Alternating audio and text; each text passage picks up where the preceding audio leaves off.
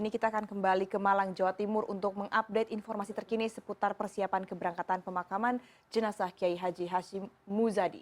Dan Kanza Tamarindora akan siap melaporkan bagaimana Kanza sejauh ini persiapan di sana.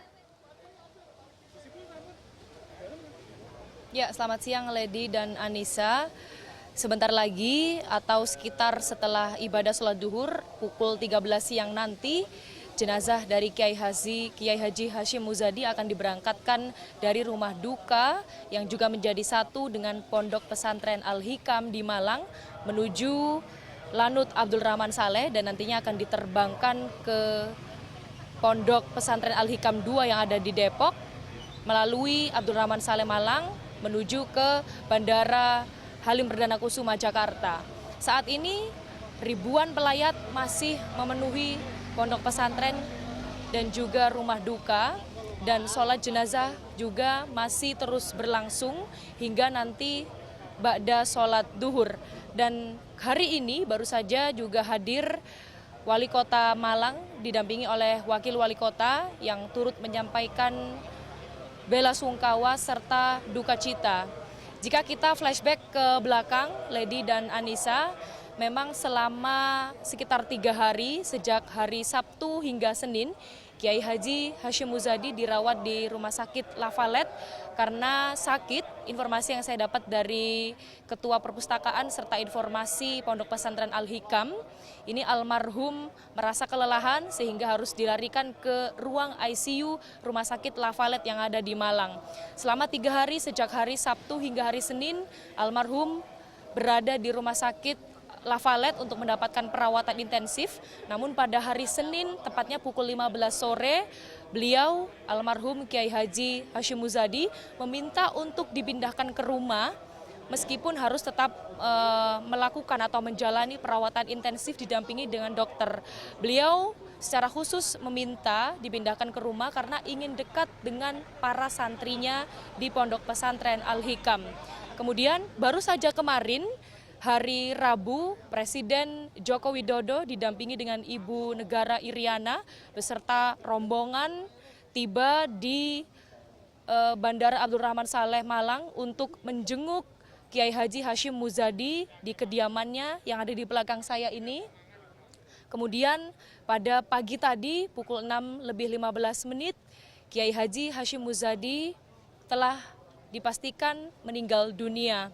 Dan tentunya persiapan juga sudah dilakukan di depan area pondok pesantren. Ini banyak sekali banser untuk mengamankan jalannya sholat jenazah, persiapan pemberangkatan menuju ke Lanut Abdul Rahman Saleh Malang. Juga para pelayat di sini yang terdiri dari tetangga, kerabat, keluarga, beberapa tokoh seperti kiai dan juga pejabat Kota Malang masih terus memadati pondok pesantren untuk berebut atau berbondong-bondong, bergantian dan bergiliran melakukan sholat jenazah sebelum Kiai Haji Hashim Muzadi segera diberangkatkan dan dimakamkan di Depok. Begitu, Lady dan Anissa. Iya, Kanza, apakah Anda sudah mendapatkan informasi siapa saja yang akan mendampingi jenazah almarhum saat diterbangkan menuju ke Jawa Barat begitu, dan siapa saja, apakah hanya keluarga atau ada yang lain juga mungkin yang akan ikut mendampingi, Kanza? Ya, informasi yang saya dapat nantinya sekitar pukul 13 waktu Indonesia Barat, Kiai Haji Hashim Muzadi akan didampingi oleh 14 anggota keluarga yang terdiri dari istri, anak, menantu, serta keluarga inti dari almarhum akan mendampingi jenazah untuk dibawa ke Lanut Abdul Rahman Saleh serta akan segera diterbangkan ke Bandara Halim Perdana Kusuma Jakarta, yang nantinya juga di bandara rencananya akan digelar upacara secara militer untuk memberangkatkan jenazah, dan di Bandara Halim Perdana Kusuma Jakarta juga akan kembali digelar upacara yang akan dipimpin oleh Irup atau Inspektur Upacara Jusuf Kalla selaku Wakil Presiden Republik Indonesia. Memang selama hidupnya almarhum dikenal begitu dekat dengan para santri, sehingga saking dekatnya almarhum ini meminta untuk dimakamkan di Pondok Pesantren Al-Hikam II yang ada di Depok, karena beliau merupakan pendiri sekaligus pengasuh Pondok Pesantren Al-Hikam. Beliau menginginkan dimakamkan di sana ketika meninggal di Depok karena ingin dekat dengan santri yang di sana hafal dengan Al-Quran atau hafidz istilahnya.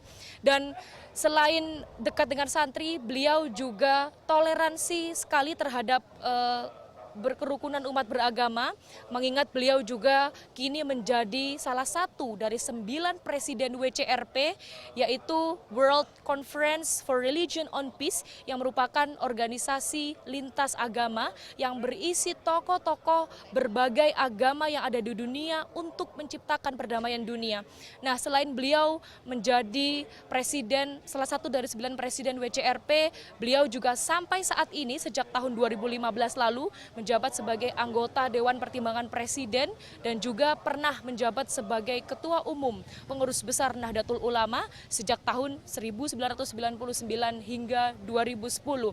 Untuk perjalanan beliau juga dalam dunia politik pernah menjabat atau pernah menjadi sebagai calon wakil presiden di era Megawati Soekarno Putri pada tahun 2004. Begitu kira-kira perjalanan hidup semasa Kiai Haji Hashim Muzadi ini masih hidup, begitu Lady dan Anissa. Baik, terima kasih atas informasinya. Kanza Tamarindora melaporkan langsung dari Malang, Jawa Timur, dan tentunya kami nanti akan menantikan informasi terbaru terkait juga bagaimana nanti proses keberangkatan jenazah dan juga keluarga untuk sampai di Jakarta dan kemudian akan dibawa ke BJ Depok untuk dimakamkan di sana. Ya betul, dan selanjutnya kita akan ke gedung DPR, sudah terhubung dengan anggota DPR fraksi PKB Maman Imanul Haq.